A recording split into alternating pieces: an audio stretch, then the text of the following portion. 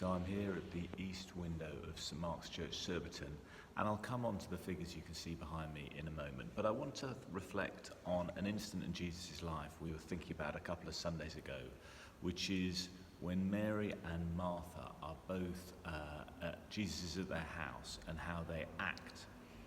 And it's quite a famous, very short but famous passage, because basically Martha is making herself very busy with lots of tasks. And as far as she can see, Mary is not doing a thing to help.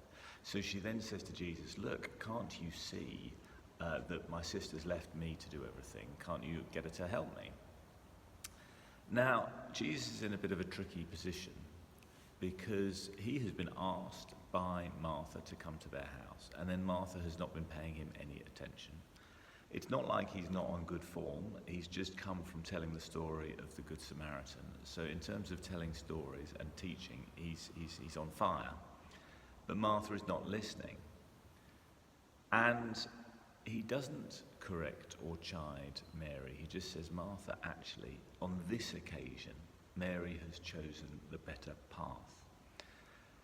Thinking about that, obviously, I also have sympathy with Martha. There are times when, frankly, you need to get things done. And I think we've all been there when we can see someone who is not pulling their weight, when a whole load of work needs to be done and they're not pulling their weight, and that can be very frustrating. But the other side is work can be displacement activity or a distraction from what really matters.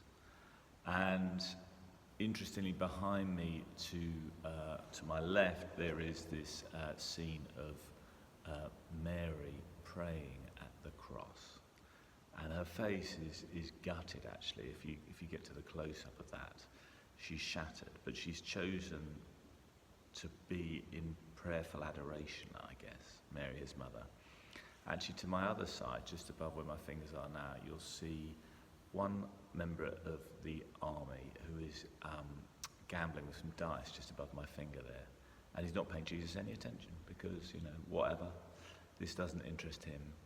And above him, above that figure, so just where my sort of finger is above this hat there's a guy who is paying attention. I think that must be the centurion who realizes he's the Son of God. And these moments happen in life where if we have eyes to see it, it's the most incredible thing in our lives. And there are moments we have in life when we have to grasp the moment. It's there and it won't be there forever. And often there's different forms of distraction. In Martha's case, it's distraction of doing stuff. In this soldier's case, it's a distraction of just gambling on something because he just doesn't care. Our distraction can be wasting time. Our distraction can be paradoxically doing quite a constructive thing, but not the thing we need to be doing just there.